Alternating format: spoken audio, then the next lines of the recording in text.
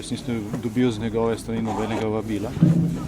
Mislim pa, da je bilo dobro v prihodnjih dneh ali pa čim prej pravzaprav zaradi te situacije, ki nastaja v zvezi z referendumi in predvsem zaradi posledic, ko nam ponovno grozi padanje bonitetnih ocen in s tem seveda poslabšanje finančnega položaja države.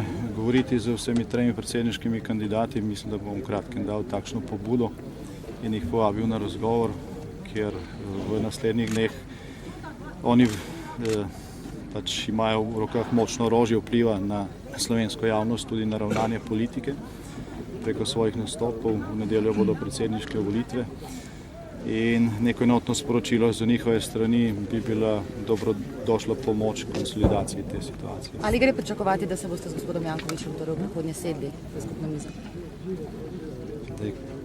Kot že rečeno,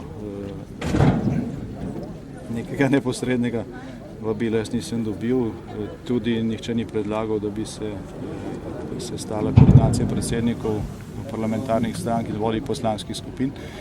Kot veste, smo takšen poskus v juliju naredili, pa tudi prej že 10-krat. Problem s takšnimi sestanki je bil ta, da smo se nekaj dogovorili, potem pa nekateri, predvsem gospod Janković, niso držali besedo. Obljubili so podporo zlatemu fiskalnemu pravilu in pojedli besedo.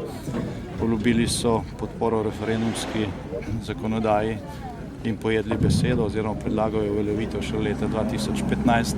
Obljubili so podporo zakonu o uravnoteženju javnih financ, če ga bomo uskladili s socialnimi partnerji. Uskladili smo ga s socialnimi partnerji, oni ga niso podprli.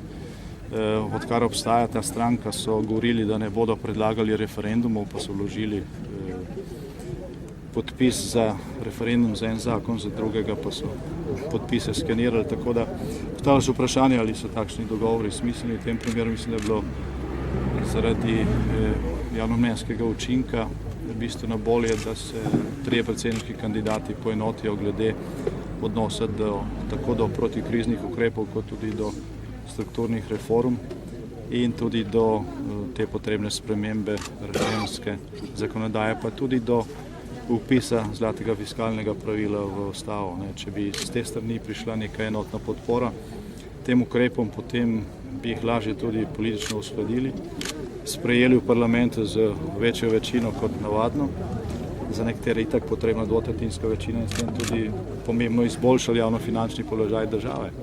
Če pa tega ne bomo storili, pa bo sredstev manj in nekega dne tudi strganje po rezervah ne bo pomagalo, pa čeprav bo šlo za nujne potrebe, kot je recimo ta, ki jo vidite za mano.